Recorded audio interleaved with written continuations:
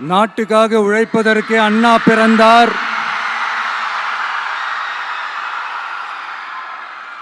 பொது நலத்தில் தானே நாள் முழுக்க கண்ணா இருந்தார் அப்படின்ட்டு எம்ஜிஆர் அவர்கள் ஒரு பாட்டு ஒன்று பாடியிருக்கிறாங்க, கேட்டிருப்பீங்க. அப்படிப்பட்ட நம்ம காஞ்சி தலைவர்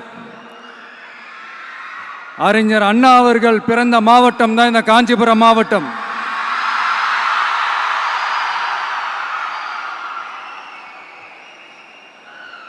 தன்னுடைய வழிகாட்டின்றதுனாலேயே தான் ஆரம்பிச்ச கட்சியினுடைய கொடியில அறிஞர் அண்ணா அவர்களை வச்சவர் எம்ஜிஆர். ஆனா அறிஞர் அண்ணா அவர்கள் ஆரம்பிச்ச அந்த கட்சியை அதுக்கப்புறம் கைப்பற்றினவங்க என்னெல்லாம் பண்றாங்கன்னு நான் சொல்லிதான் உங்களுக்கு தெரியணுமா என்ன? மக்களே, உங்களுக்கு தான் அது நல்லா தெரியுமே.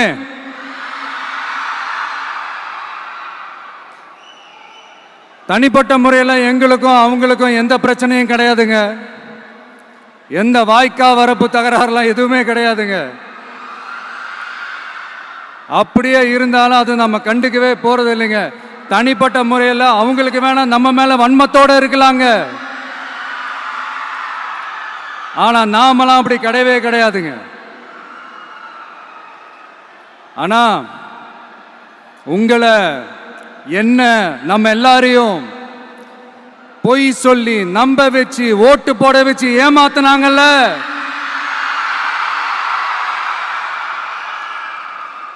அப்படி ஏமாத்தி ஆட்சிக்கு வந்து நல்லது செய்யற மாதிரி நடிக்கிறாங்கல்ல, நாடகம் ஆடுறாங்கல்ல, அவங்கள எப்படி நம்ம கேள்வி கேட்காம இருக்க முடியும்? அதனால அவங்கள நம்ம கேள்வி கேட்காம விட போறதே இல்லை.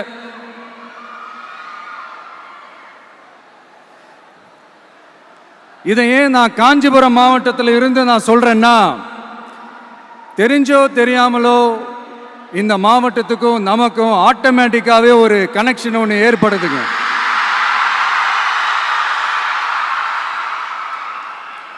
ஏன்னா நம்மளுடைய முதல் கள பயணத்தை தொடங்கினதே பரந்தூர்ல இருந்து தான்.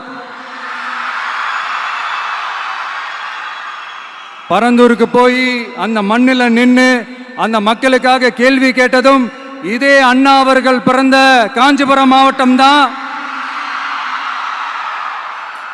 இன்னைக்கு ஒரு பெரிய மனவேதனைக்கு அப்புறம் இந்த மக்கள் சந்திப்பு நிகழ்ச்சிக்கு வந்திருக்கிறதும் அதே அண்ணா அவர்கள் பிறந்த காஞ்சிபுரம் மாவட்டம் தான்.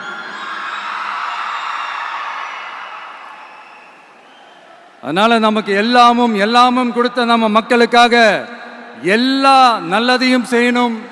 அதுவும் சட்டப்பூர்வமாக செய்யணும், அங்கீகாரத்தோட செய்யணும், அதிகாரப்பூர்வமாக செய்யணும், ஒட்டுமொத்த தமிழ்நாட்டு மக்களுக்கும் செய்யணும், ஒரே மாதிரி செய்யணும், ஒரே எண்ணத்தோட செய்யணும்.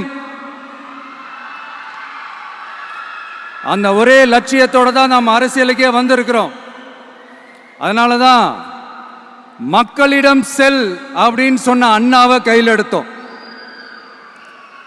அவங்க சொன்ன மாதிரி மக்களை நோக்கி போறோம். ஆனா மக்களிடம் செல்னு சொன்ன அண்ணாவை மறந்தது யாரு?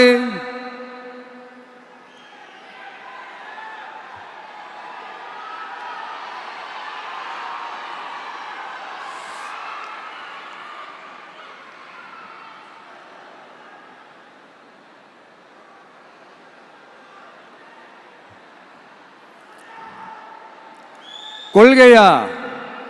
அதனப்பா கிலோ என்ன விலை என்னன்னு கேட்கிற அளவுக்கு அப்படி ஒரு கட்சியை ஒன்று நடத்திக்கிட்டு அந்த கட்சியினுடைய தலைவர் தமிழ்நாட்டு முதல்வர் சொல்றாரு, நமக்கு கொள்கை இல்லையா? எப்படி? நமக்கு கொள்கை இல்லையா? பிறப்புக்கும் எல்லா உயிருக்கும்னு ஒரு அடிப்படை கோட்பாட்டை நம்ம கட்சியினுடைய ஒரு முக்கிய கோட்பாட்டை அறிவிச்ச நமக்கு கொள்கை இல்லையா? எல்லாருக்கும் எல்லாமும் கிடைக்கணும், சமூக நீதி கிடைக்கணும். அந்த சமூக நீதி உண்மையான சமூக நீதியா இருக்கணும். சாதி வாரி கணக்கெடுப்பு நடத்தணும்னு ரொம்ப ஸ்ட்ராங்கா சொன்ன நமக்கு கொள்கை இல்லையா? CAA அறிவிச்சதுக்கு அப்புறம் அப்ப நம்ம கட்சி ஆரம்பிக்கிறதுக்கு முன்னாடியே எதிர்த்த நமக்கு கொள்கை இல்லையா?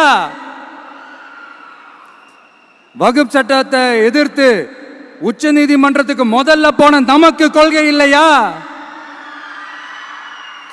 நீட்ட வந்தா ஒழிச்சிருவேன், நீட்ட வந்தா அழிச்சிருவேன், ஆட்சிக்கு வந்தவனே ரத்து செய்யறதே நீட்ட தான், அப்படி இப்படின்னு கதையெல்லாம் விடாம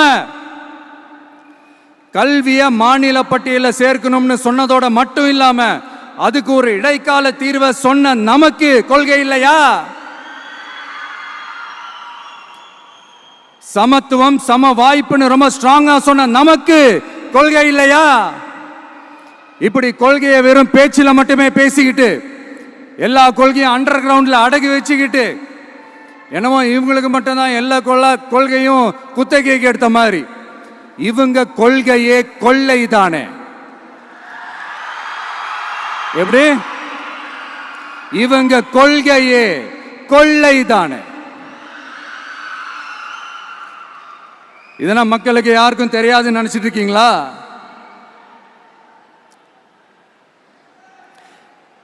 எங்க கட்சி ஒன்றும் சங்கரமணம் இல்லைன்னு சொன்னது யாரு? யார் சொன்னாங்க? ஏன் சொன்னாங்க? எதுக்கு சொன்னாங்க? இப்போ உங்க கட்சியில என்ன நடந்துகிட்டு இருக்குது அதையும் கொஞ்சம் யோசிச்சு பாருங்க, இதையும் கொஞ்சம் யோசிச்சு பாருங்க. அதனால பாப்பா, பவள விழா பாப்பா, நீ பாசாங்கு காட்டாத பாப்பா. நீ நல்லவர்கள் போல் நடிப்பதை பார்த்து நாடே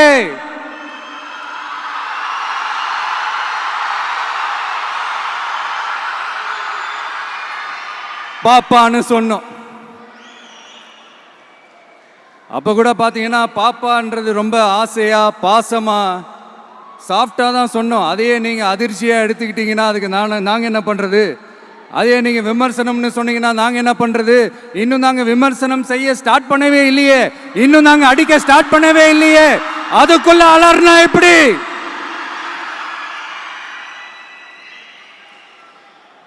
அதனால உங்க அரசவை புலவர்கள் யாராவது இருந்தாங்கன்னா கர்ச்சீஃப் எடுத்து அவங்க கண்ணீரை துடைத்து விடுங்கள்.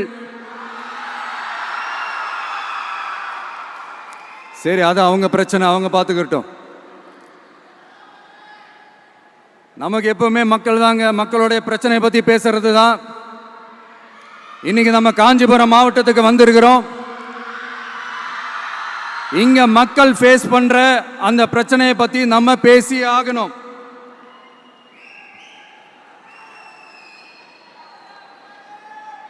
இந்த காஞ்சி மண்ணை வாழ வைக்கிற ஜீவ நதி பாலாறு, உயிர் நதி பாலாறு. இந்த மக்களோட உயிரோடவும் ரத்தத்தோடும் கலந்து ஓடுவது பாலாறு. அந்த பாலாறை இன்னைக்கு பெரியார் பெயரையும் அண்ணா பெயரையும் சும்மா பேருக்கு வச்சுக்கிட்டு ஆட்சி நடத்துறவங்க என்ன பண்றாங்க தெரியும்ல? சுரண்டிட்டாங்க, கொள்ளையடிச்சிட்டாங்க, நாசம் பண்ணிட்டாங்க, மோசம் பண்ணிட்டாங்கன்னு இன்னும் என்ன வேணாலும் சொல்லலாம். ஆக மொத்தம் அழிச்சிட்டாங்க. இதை நான் ஏதோ போற போக்கில் ஏதோ அடிச்சு விடலங்க, ஆதாரத்தோட தான் சொல்றேன். அனுமதிக்கப்பட்ட அந்த லெவலை தாண்டி 22,70,000 யூனிட் மணலை கொள்ளையடிச்சிருக்கிறாங்க. ஆக மொத்தம் இதுல அவங்க அடிச்ச கொள்ளை எவ்வளவு தெரியுமா? ரொம்பலாம் இல்ல, கம்மி தான். 4,730 கோடி. கம்மி தான் இல்ல?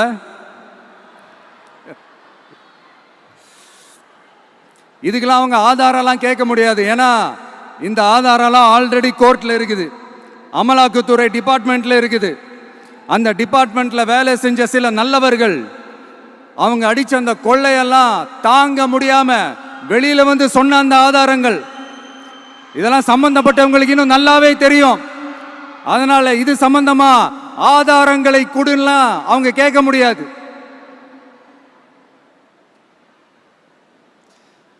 மணலை கொள்ளையடிச்சா நீர்நிலைகள் அழியும், ஏரி குளம் கண்மா எல்லாம் அழியும்.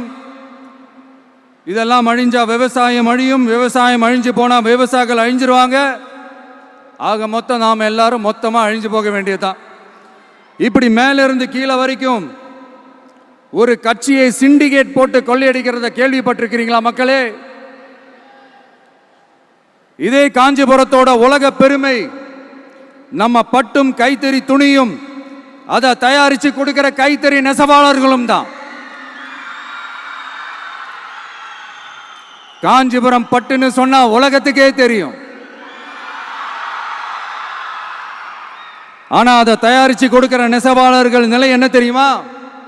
வறுமை, துன்பம், கந்துவட்டி கொடுமை. பட்டு கைத்தறிக்கு கூட்டுறவு சங்கங்கள் இருக்கு, பருத்தி கைத்தறிக்கும் கூட்டுறவு சங்கங்கள் இருக்கு. சுமார் 40,000 பேர் அதில் உறுப்பினர்களா இருக்கிறாங்க. அது போக சாய தொழில், தறிப்பட்டறை தொழில் இதை நம்பி 40,000 குடும்பங்கள் இருக்கு. ஆனா அவங்களோட ஒரு நாள் கூலி எவ்வளவு தெரியுமா? வெறும் 500 ரூபா தான். அதை கொஞ்சம் அதிகப்படுத்தி கொடுங்கன்னு போராடி போராடி பார்த்து ஒன்றும் நடக்கல. இதோட அவங்க கஷ்டம் முடிஞ்சுதா? வடகிழக்கு பருவமழை அந்த 500 ரூபா கூலிக்கு வேட்டு வச்சிடுச்சு. எப்படி விவசாயிகள் டெல்டா மாவட்டங்களில் மழையால பாதிக்கப்பட்டாங்களோ, அவங்கள கண்டுக்காம எப்படி இந்த அரசாங்கம் கைவிட்டுடுச்சோ, அதே மாதிரி தான் நம்ம கைத்தறி நெசவாளர்களும் மழையால பாதிக்கப்பட்டிருக்கிறாங்க. அடுத்து இந்த காஞ்சிபுரம் மாவட்டத்தோட பஸ் ஸ்டாண்டு 60 வருஷத்துக்கு முன்னாடி கட்டினதான். அண்ணா அவர்கள் ஆட்சிக்கு வந்தப்போ கட்டியிருப்பாங்க போல. அது இன்னும் புதுப்பிக்க கூட முடியாம கேட்டா என்ன சொல்லுவாங்க? அந்த லேண்டு வந்து கேஸில் இருக்குது. இல்லை, நான் கேட்குறேன், ஒரு கவர்மெண்ட்னால வேற ஒரு நல்ல இடத்தை தேர்வு செஞ்சு ஒரு பஸ் ஸ்டாண்ட் கட்டித்தர முடியாதா?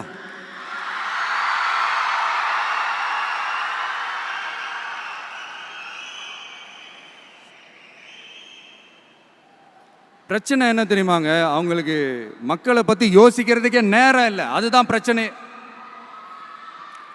அடுத்து பாலாஜாபாத் பக்கத்தில் அவலூர் ஏரி இருக்கு. அது பாலாற்றை விட உயரமா இருக்கு. அதனால என்ன ஆகுதுன்னா, ஆத்து தண்ணி ஏரிக்கு போக முடியாம போயிடுது. அதை சரி பண்ணி அந்த இடத்துல ஒரு தடுப்பணையை கட்டினா ஏரி நிறைய தண்ணி நிற்கும். அப்படி நின்னா அவலூர் மட்டும் இல்ல, ஆசூர் உட்பட இன்னும் எத்தனை கிராமங்கள், எத்தனை ஆயிரம் ஏக்கர் விவசாயம் நல்லா நடக்கும். இதுக்கு இன்னும் எத்தனை வருஷம் மக்கள் கோரிக்கை கொடுக்கணும், மக்கள் போராடணும். இந்த பிரச்சனையெல்லாம் இருக்கிற அதே காஞ்சிபுரம் மாவட்டத்தில் தான் பரந்தூர் ஏர்போர்ட் கட்டுற பிரச்சனையும் இருக்குது. அந்த பிரச்சனையில கண்டிப்பா நாங்க விவசாயிகள் பக்கம் தான் நிற்போம். அதுல எந்த மாற்று கருத்துமே கிடையாது. இந்த கவர்மெண்ட் பரந்தூர் விவகாரத்தில் எங்களுக்கோ இல்ல விவசாயிகளுக்கோ எந்த விதமான காரணங்கள் சொல்லி எஸ்கேப் ஆகவே முடியாது. இப்படி மக்களுக்காக மக்களோட பிரச்சனைகளை எடுத்து பேசுறதுனால இப்போ ஆட்சியில் இருக்கிறவங்களுக்கு நம்ம மேலே ஒரு ஆத்திரம் வரத்தானே செய்யும். அதனால தான் நீங்கள் பார்த்தீங்கன்னா சட்டசபையில் ஆரம்பித்து ஒரு சாதாரண நிகழ்ச்சி வரைக்கும் எல்லா மேடையிலையும் மேடைக்கு மேடை டிவிக்கே தான். டிவிக்கே அவதூறு, அவதூறு டிவிக்கே, டிவிக்கே அவதூறு, அவதூறு டிவிக்கே. இதுக்கெல்லாம் கண்டிப்பா நாங்க பதில் சொல்லுவோம், சொல்லாமலாம் இருக்க மாட்டோம். இப்ப கூட கரூரை பத்தி பேசுவேன்னு எதிர்பார்த்திருப்பாங்க. அதை நான் கொஞ்சம் அப்புறமா பேசுறேன். பட் இப்போ நம்மளுடைய விஷன் என்னன்னு சொல்லணும்னு நான் கொஞ்சம் ஆசைப்படுறேன். நம்ம ஆட்சிக்கு வந்தா, அது என்ன வந்தா,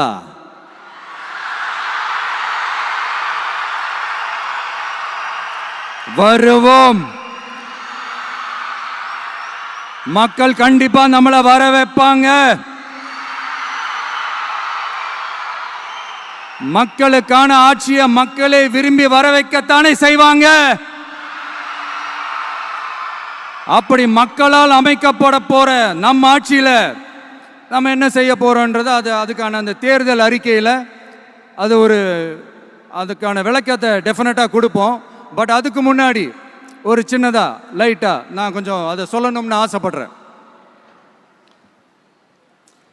எல்லாருக்கும் நிரந்தரமான வீடு இருக்கணும்.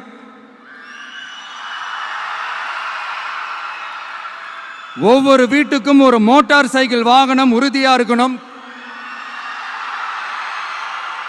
காரும் தான் லட்சியம். அதுக்கான வசதி வாய்ப்பை உருவாக்குற அளவுக்கு பொருளாதார வளர்ச்சிக்கு வழியை உண்டாக்கணும். ஒவ்வொரு வீட்டில் இருக்கிற ஒவ்வொருத்தரும் மினிமம் டிகிரி படிச்சிருக்கணும்.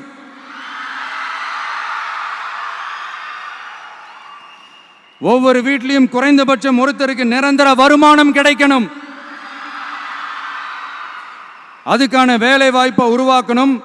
அதுக்கு தகுந்த மாதிரி கல்வியில பாடத்திட்டத்தில் சீர்திருத்தம் செய்யணும். கவர்மெண்ட் ஹாஸ்பிட்டல்ஸுக்கு மக்கள் எல்லாரும் பயம் இல்லாம நம்பி போற மாதிரி மாத்தணும். பருவமழை காலத்தில் ஏற்படுற வெள்ளத்தால ஊரும் சரி மக்களும் சரி விவசாயமும் சரி பாதிக்கப்படாம இருக்கணும். அதுக்கு 4000 கோடி திட்டம்னு ஒரு உருட்டுனாங்களே, அந்த மாதிரிலாம் எதுவும் இல்லாம உண்மையான ஒரு பாதுகாப்பு திட்டத்தை உருவாக்கணும். மீனவர்களோட, தொழிலாளர்களோட, நெசவாளர்களோட, அரசு ஊழியர்கள் மற்றும் ஆசிரியர்களோட கருத்து கேட்டு அவங்களுக்கான பாதுகாப்பு மற்றும் வளர்ச்சி திட்டங்களை உருவாக்கணும். உருவாக்குறது மட்டும் இல்லை, அதை செயல்படுத்தணும். முக்கியமாக இண்டஸ்ட்ரியல் டெவலப்மெண்ட்ஸில் கான்சென்ட்ரேட் பண்ணணும். எல்லாத்தையும் விட ரொம்ப ரொம்ப முக்கியம், சட்டம் ஒழுங்க ரொம்ப ஸ்ட்ரிக்டாக வச்சிருக்கணும். நம்மளுடைய அம்மா, அக்கா, தங்கச்சிகள், அவங்களுடைய பிள்ளைகள், குழந்தைகள் எல்லாருக்கும் பாதுகாப்பை, அதுவும் உண்மையான ஸ்ட்ராங்கான பவர்ஃபுல்லான பாதுகாப்பை உண்டாக்கணும். அண்ணா யூனிவர்சிட்டியில் நடந்த அந்த பெண்ணுக்கு நடந்த அந்த பிரச்சனை மாதிரியோ, இல்ல கோவையில் நடந்த அந்த கல்லூரி பெண்ணுக்கு நடந்த பிரச்சனை மாதிரியோ அதெல்லாம் நடக்க விடவே கூடாது. நம்ம வீட்டு பெண்கள் ஸ்ட்ராங்கா, பயமே இல்லாம தைரியமா இருக்கணும்.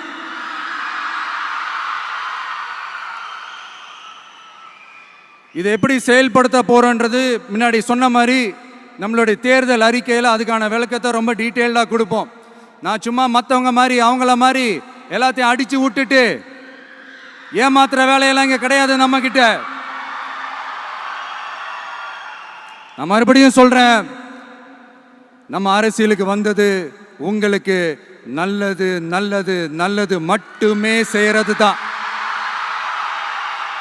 எங்களுக்கு வேற எந்த அஜெண்டாவும் கிடையாது.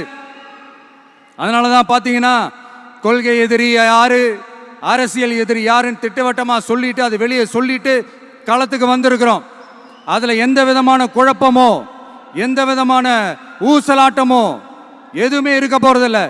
இந்த விஜய் சும்மா எதையும் சொல்ல மாட்டான். ஒன்னு சொன்னா அதை செய்யாம விட மாட்டான். அது மக்களுக்கு நல்லாவே தெரியும். அப்புறம் ஒரு அதிசயம் சொல்ல முடியாது, இது ஒரு கண்டுபிடிக்க முடியாத ஒரு உண்மைன்னு சொல்லலாம். அது என்னப்பா, அது தற்குறியா?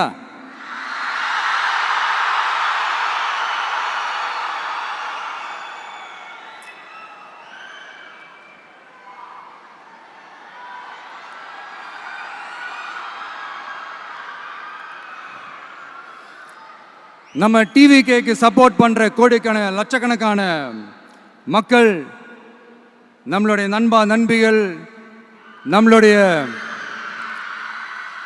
ஜென்சி கிட்ஸ் எல்லாரையும் தற்குறிகள்னு சொல்லி வாங்கி கட்டிக்கிட்டு இப்போ அவங்களாம் தற்குறியெல்லாம் கிடையாது, அப்படிலாம் அவங்கள கூப்பிடாதீங்க, அவங்க சங்கிகள்லாம் கிடையாது, அப்படிலாம் அவங்கள கூப்பிடாதீங்கன்னு சொல்லி ஒரு குரல். யாருடா அந்த குரல் அப்படின்னு பார்த்தா, இப்ப ரீசெண்டா அறிவு திருவிழான்னு ஒன்று நடத்தினாங்கல்ல, சாரி அவதூறு திருவிழா. அதுல அவங்க தலைமையே குழப்புற மாதிரி, அறிவு கண்ணை திறந்து வைக்கிற மாதிரி ஒருத்தர் பேசியிருக்கிறார். அவர் யாருன்னா அது அவங்களோட எம்எல்ஏவே. அந்த எம்எல்ஏ யாருன்னா நம்மளுடைய கொள்கை தலைவர்கள் ஒருத்தரான மக்கள் சேவகர் அஞ்சலை அம்மாளோட சொந்தக்காரர். என்னடா இது இப்படி ஆகி போச்சு, டிவிகேக்கு சப்போர்ட் பண்ற மாதிரி நம்ம கட்சியிலேருந்தே ஒரு குரல் வருதுன்னு சொல்லி தலைமையில் ஃபுல்லா கன்ஃபியூஷன். அந்த கன்ஃபியூஷன் இதோட நிக்காது. அந்த ஆதரவு குரல் ஒரு வீடு விடாம, ஒரு இடம் விடாம, எல்லா இடத்துலயும், எல்லா வீட்லயும் இன்னும் பலமா எதிரொலிக்கு தான் இல்லையான்னு பாருங்க. சும்மா பிளாஸ்ட் தான்.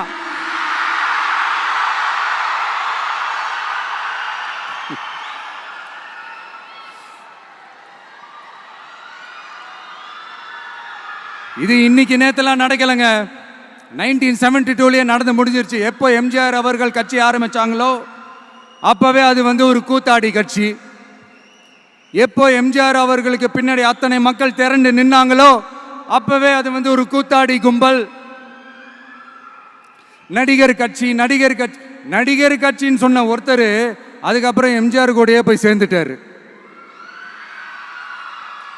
இன்னொருத்தர் இவரெல்லாம் ஒரு ரவுண்டு தாங்க வருவாரு, ரெண்டாவது ரவுண்ட்லாம் காணாம போயிடுவார்னு சொல்ல இன்னொருத்தர் அதுக்கப்புறம் போய் எம்ஜிஆர் கிட்டே போய் சேர்ந்துட்டார்.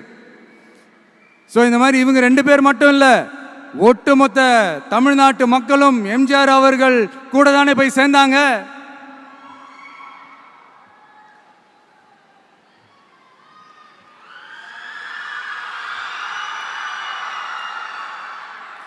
அதனால இது வரலாறு. இந்த வரலாறு நம்மளை விட அவங்களுக்கு இன்னும் நல்லாவே தெரியும். அதனால தான் பார்த்தீங்கன்னா 53 வருஷமா அதே கதறல்கள். கூத்தாடி கூட்டம், நடிகர் கட்சி, நடிகர் கூட்டம், இப்படி. மர்மயோகின்ற ஒரு படத்தில் அவருடைய கேரக்டர் பேர் கரிகாலன். அதில் ஒரு சூப்பர் டயலாக் ஒன்று சொல்லியிருப்பார். குறி வைத்தால் தவற மாட்டேன், தவறுமானால் குறியே வைக்க மாட்டேன்.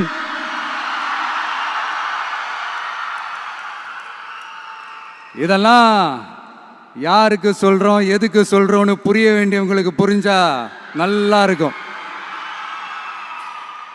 ஏண்டா இந்த விஜய தொட்டோம்,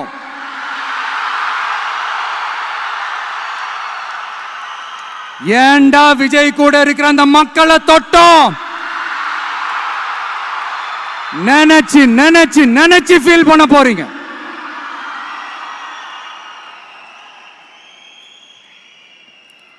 அப்புறம் நமக்கு இந்த அரசியல் புரிதல்லாம் இல்லை, அது இல்லை, இது இல்லை. அப்புறம் நான் கேட்குறேன், மக்கள் எல்லாரும் உங்களுக்கு தற்குறிகளா?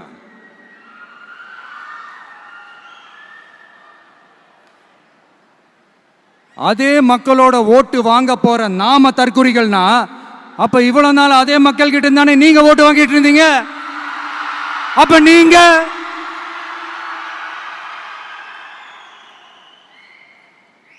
அந்த மக்களுக்கு நீங்க காட்டுற மரியாதையும் நன்றியும் இதுதானா? ஒண்ணு மட்டும் சொல்றேன், எழுதி வச்சுக்கோங்க. இந்த தற்குறின்னு சொல்றீங்கல்ல, இந்த தற்குறிகள்லாம் ஒன்னா சேர்ந்துதான் வாழ்நாள் பூரா விடையை கண்டுபிடிக்காத முடியாத அளவுக்கு உங்க அரசியலே ஒரு கேள்விக்குறியாக்க போறாங்க.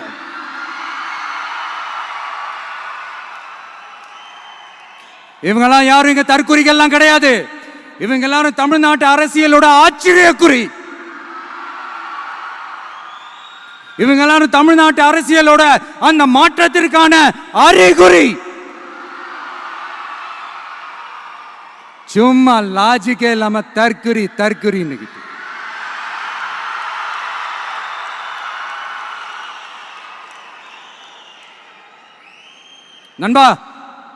நம்பி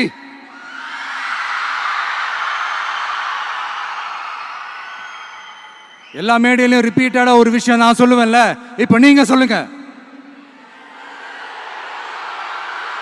ஒண்ணு, இன்னொன்னு, ரிப்பீட்.